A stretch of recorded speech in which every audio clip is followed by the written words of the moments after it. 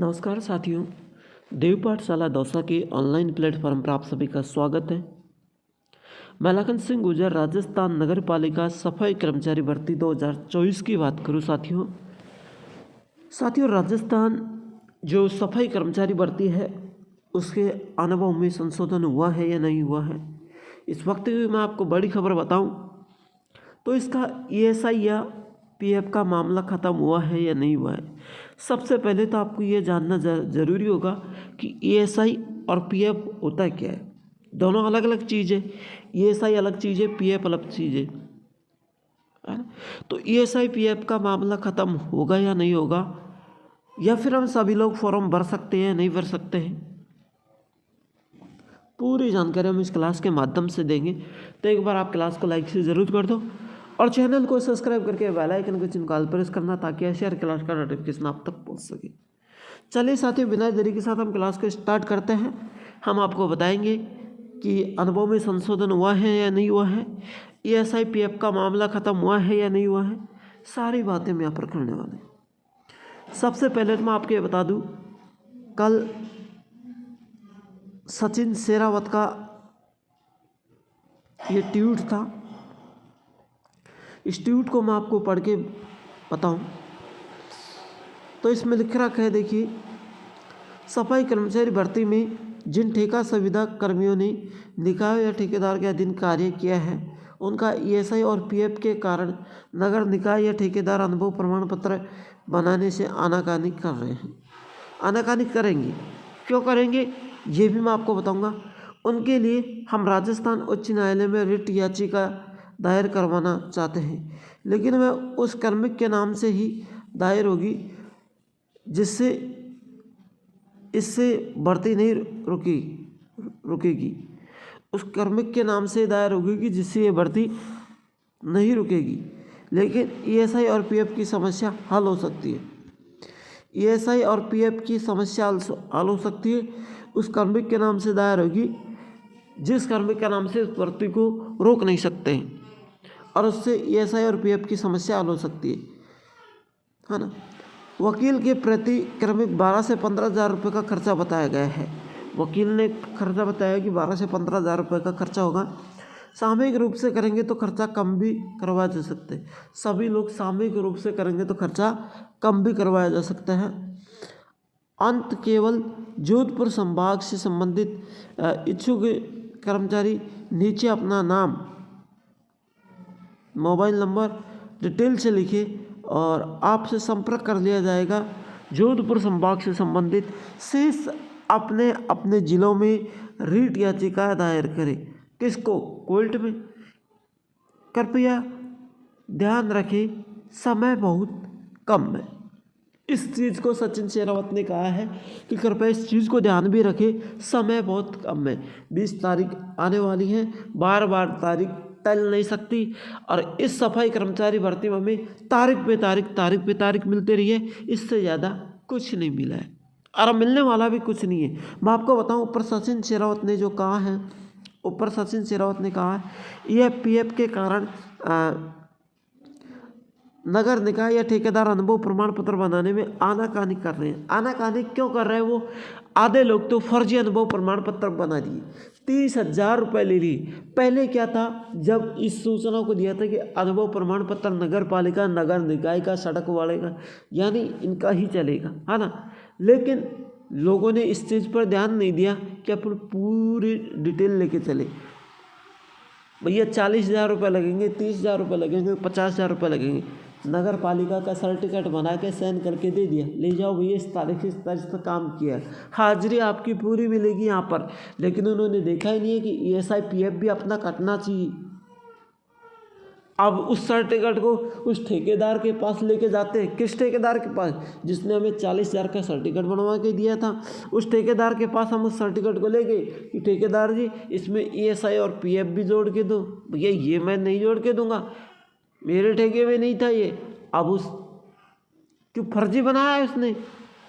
अब वो सर्टिफिकेट ना तो आपके काम आएगा और नहीं वो चलेगा, नहीं वो सर्टिफिकेट चलने वाले भी नहीं है। अब उस ठेकेदार ने उसकी जेब तो भर ली 40,000 रुपये में, लेकिन आपको लटका दिया उल्टा। अब आप नहीं इधर के रहे नहीं इधर के रहे, नहीं तो बाहर के रहे और नहीं आप घर के रहे, आप क्या करोगे? क्या कर सकते हैं आप? कुछ भी नहीं कर सकते।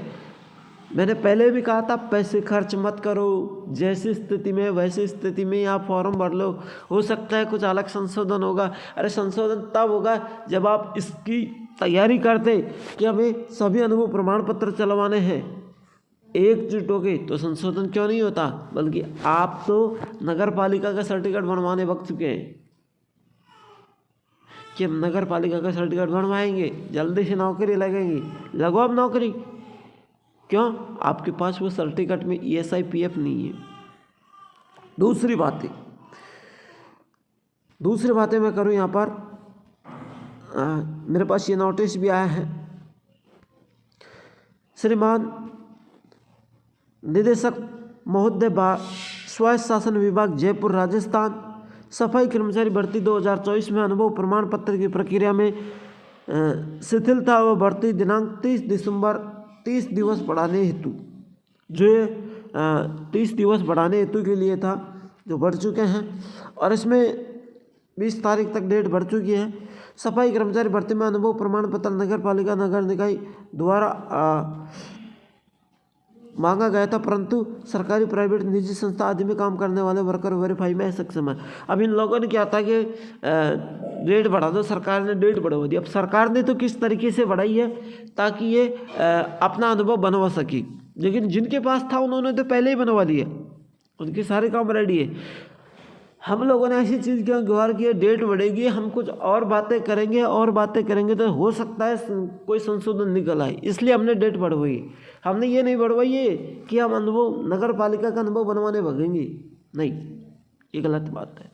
हमने डेट इसलिए बढ़वाई है हम कुछ संशोधन कर सके और हमको इस भर्ती में अच्छा लाभ मिल सके, सभी का अनुभव प्रमाण पत्र चल सके। लेकिन ये हमारे साथ नहीं हुआ। अब मैं एक चीज़ बताऊंगा। सबसे पहले इस भर्ती में सभी अनुभव प्रमाण पत्र लागू किए थे। जब ये भर्ती 2023 के समय स्टार्ट हुई थी, उस समय इसमें सभी अनुभव प्रमाण पत्र लागू किए थे। फिर नगर पालिका का लागू कर दिया, तो ये नगर पालिका का लगेगा। फिर क्या कहा, नहीं, नगर पालिका का सक्षम अधिकारी नगर पालिका नगर निकाय का ही चलेगा, है ना। फिर कह दिया सभी अनुभव प्रमाण पत्र चलेंगे, और आज नगर पालिका का लगा दिया। और नगर पालिका का लगाने के बाद उसमें ESI और PF भी जोड़ दिया। अब मामला में ESI और PF का कार्य है कि हमारे पास सर्टिफिकेट है तो ESI और क्या सभी अनुभव प्रमाण पत्र चल जाएंगे, उसमें भी ESI PF होगा, या फिर नगर पालिका के सर्टिफिकेट से ही हटेगा ही। मतलब मान लीजिए सभी अनुभव प्रमाण पत्र लागू कर देते हैं और उसमें ESI PF जोड़ देता, आपका काम चलेगा। सोचो, जब नगर पालिका के सर्टिफिकेट में ही दिक्कत आ रही है तो लोकल सर्टिफिकेट में तो बहुत बड़ी दिक्कत आएगी। अब हम समझेंगे ESI और PF होता क्या है। देखिए, PF का मतलब होता है आपको जो सैलरी मिलती है, जो तनख्वाह मिलती है, उस सैलरी में से 12% कट कर लिया जाता है, वो पैसा जमा होता है, उसे PF कहते हैं। अब वो पैसा जमा कहाँ होता है, हमको कब मिलेगा वो पैसा जमा होगा तो देखो, PF का जो आपकी सैलरी में से 12% कट कर जो जमा होता है, वो आपको नौकरी खत्म होने के बाद एक साथ इकट्ठा मिल जाएगा। जैसे मान लीजिए आप कोई प्राइवेट धंधा कर रहे हैं, कोई दुकान पे काम कर रहे हैं आप, है ना, और आपकी तनख्वाह 10,000 रुपये है ना, महीने की। कोई दुकान पे काम कर रहे हैं, अपना परिवार चला रहे हैं, और आपकी तनख्वाह 10,000 रुपये महीने की। तो आपने सोचा यार महीने की तनख्वाह 10,000 रुपये, परिवार का खर्च चलेगा, है ना। लेकिन आप सोचो यार घर में बहन है, उसकी शादी करनी है, तो आप क्या करोगे, उस 10,000 रुपये में से एक 1000 या 2000 रुपये, आप 8000 रुपये घर खर्च में लोगे और 2000 रुपये आप सेव बचा कर रख दोगे। हर महीने के 2-2 हज़ार रुपये आप छोड़ दोगे, तो वो आपकी बहन की शादी के लिए काम में आएंगी। इसी तरीके से पीएफ होता है, जो आपका 12% कट कर जमा हो जाता है, जो आपकी नौकरी ख़त्म होने के बाद आपको मिल जाते हैं। अब दूसरा बात आता है ईएसआई। ईएसआई क्या होता है? ईएसआई एक स्वास्थ्य बीमा योजना है जो उन कर्मचारियों को मिलती है, मिलती है उन कर्मचारियों को मिलती है जिनकी मासिक आय 21,000 रुपये से कम है। अब यानी मान लीजिए जिन कर्मचारियों की मासिक आय 21,000 रुपये से कम है, उन कर्मचारियों को ईएसआई मिलती है। अब जैसे मैं सपोज करूँ, जैसे हमारे रेलवे डिपार्टमेंट है ना, पुलिस डिपार्टमेंट है ना, आर्मी डिपार्टमेंट है, तमाम ऐसे डिपार्टमेंट हैं जिनका या तो फिर उनका कार्ड बना हुआ है, और या फिर उनसे, जैसे रेलवे डिपार्टमेंट का हॉस्पिटल है, आर्मी डिपार्टमेंट का हॉस्पिटल है ना। अब उनको क्या होता है, इलाज करवाओ हॉस्पिटलों में, आर्मी हॉस्पिटल में ले जाओ, रेलवे हॉस्पिटल में ले जाओ, उनका तो फ्री इलाज हो रहा है, तो उनको तो ईएसआई से मतलब ही नहीं है। अब जो लोगों की 21,000 रुपये से कम तनख्वाह मिल रहे हैं, उनका कहाँ हॉस्पिटल है, उनका कौन हॉस्पिटल बना के देगा, उनका कौन कार्ड बना के देगा? तो उनका ईएसआई होता है। अब ईएसआई क्या होता है? आप जैसे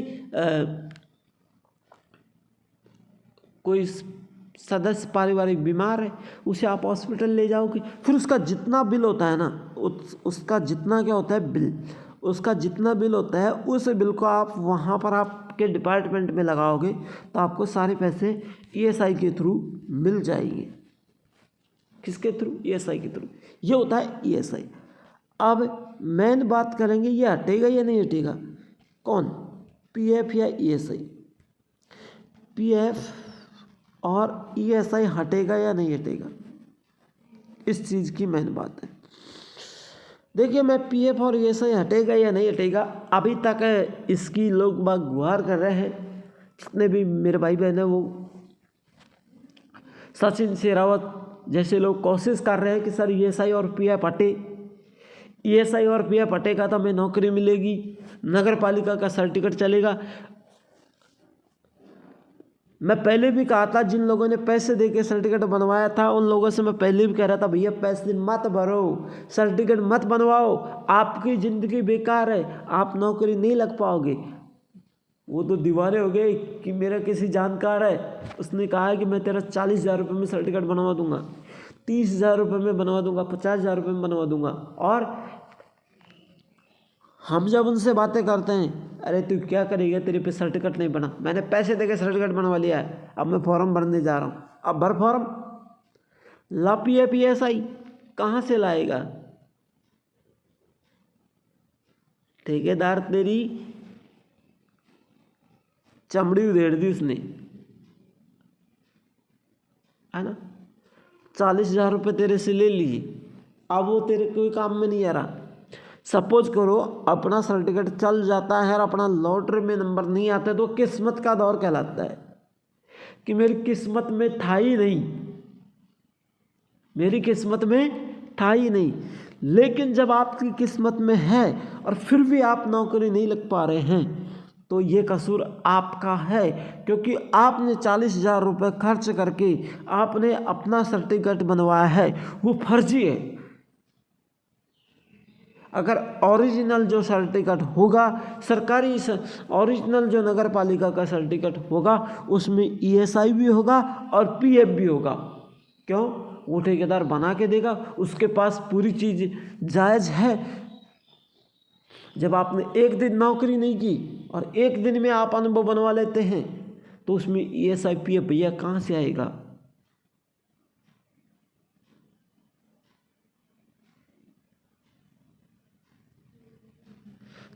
तो ईएसआई पीएफ हटने की संभावना है। अब लोग क्या कर रहे हैं, सभी अनुभव प्रमाण पत्र, पहले क्या था, नगर पालिका नगर निकाय का लागू किया था तब, नहीं सर सभी अनुभव प्रमाण पत्र लागू करो, सभी अनुभव, अब उस चीज़ को भूल गए। अब ESIPF का हटाने का दौर चल रहा है।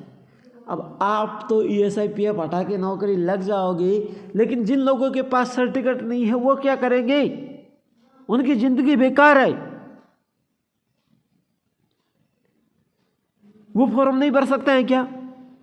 आप अपना ESIPF हटा के आप फॉर्म भर लोगे, लेकिन जिनके पास नगर पालिका का सर्टिफिकेट नहीं है वो लोग क्या करेंगे? उनका दिल नहीं टूटेगा क्या? वो एक नौकरी लगने के हिस्सेदार नहीं है क्या? तो आप ऐसा ना करें, आप ये करो कि सभी अनुभव प्रमाण पत्र लागू किए जाए। ESIPF का मतलब क्या है?